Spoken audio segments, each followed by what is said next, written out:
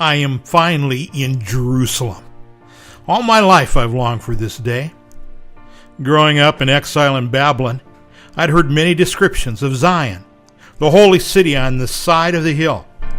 The heart of every Israelite ached for the right to return to this land of our heritage. It was 14 years ago when Ezra led an expedition of about 1,800 people from Babylon to Jerusalem.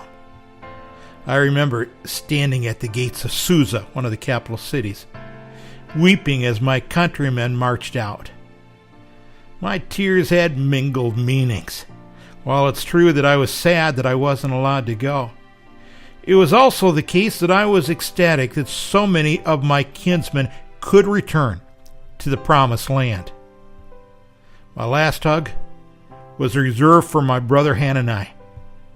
When he left, I wondered if I would ever see him again. 6 months ago, my brother returned, and again I wept.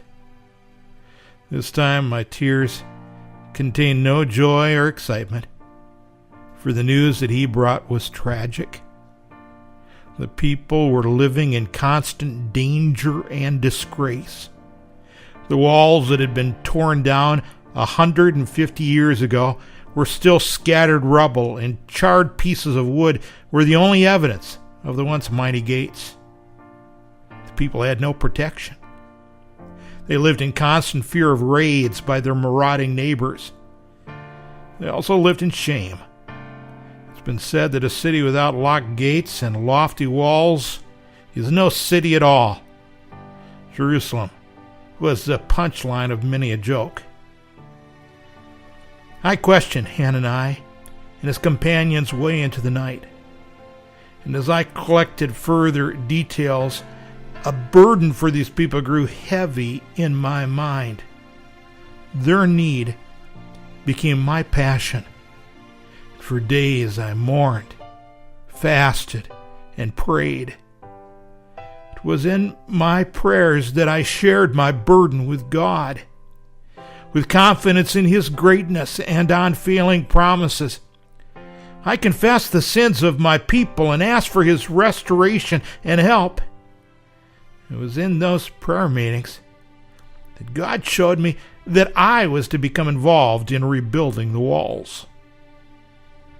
But how could I thought, with my position with King Artaxerxes locking me in Susa? Despite this giant obstacle, I continued to pray and plan for the day when God would open the door.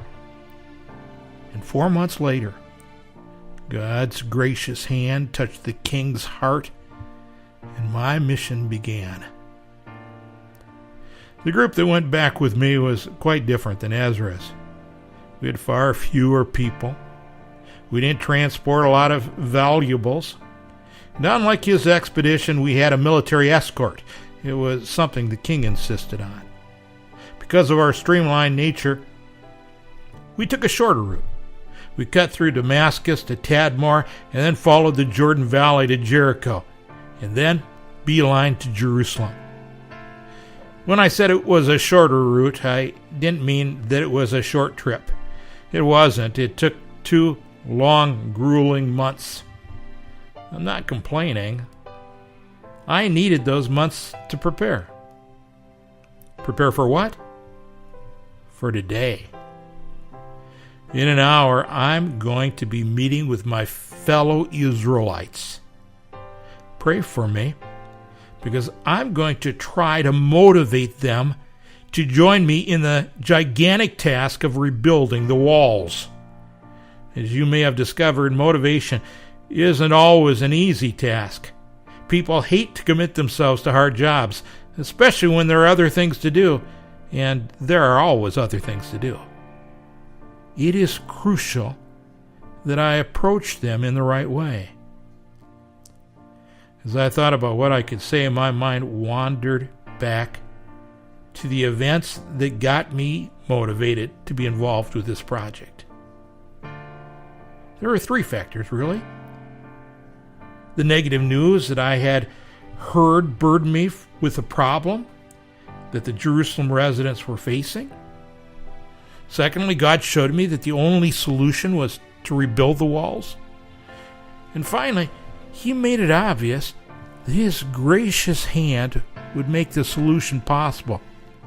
And since those were the factors that motivated me, I'm going to try to stress them to the people and hope that they too will feel a compulsion to get involved.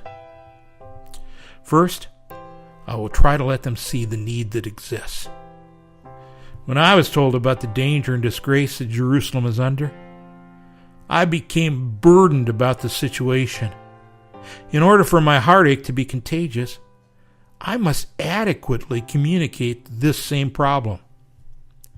Yesterday, I did the research necessary for my words to have credibility. Only a poor leader shirks doing his homework. It was necessary that I see the situation for myself. So late last night, while the rest of the city was sleeping, I and some companions quietly inspected the condition of the walls.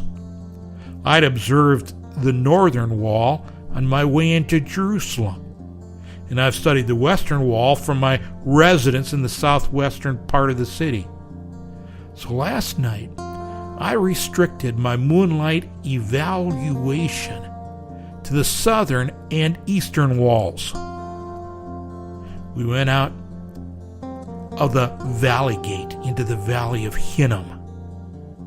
We then turned left and worked our way along the south gate. I couldn't believe the devastation that I saw when I got to the dung gate. The stones that had made up the wall were strewn everywhere, and the gates were completely consumed. As we kept going, the scenario only got worse. Near the King's Pool and the Fountain Gate, the rubble was piled so high I couldn't even get my horse through. It is this awful situation that has placed us in the calamity and shame that I must verbally picture for the people today. It's only after they have caught a burden for the needs of our people that I will then lead them to the second point, which is, well, I'm going to show them a plan that will solve the problem. In some situations, a plan is not obvious. In this case, however, the only solution is to rebuild the walls. I won't pretend that this will be an easy job. It will not be. For 150 years, no one has been able to restore the protective barriers. But now, we've got to try. Some leaders try to recruit volunteers by an attempt to persuade them that the work is easier than it really is. This is not only dishonest, it's also unwise. There is an element deep in the human spirit that is stimulated by big challenges. It is that element that I must touch. Third, I cannot go to the other extreme and make the challenge impossible to reach. They must see that the project is attainable. This particular task can be accomplished for only one reason, and that's this: because God is with us. To convince the Israelites of this fact, I will tell them of how God's gracious hand has been upon me and how He has already moved in mighty ways. I'll tell them about how God changed the heart of the king. I'll tell them about the resources that we were provided. I'll tell them about the guards that came along. I'll tell them how God has been active. Well, that's the plan. Will it work? You know what? I think it will. If you show God's people a problem, a plan, and His provisions, they will want to get involved. And now you must excuse me. I must make my way over to where the people will gather.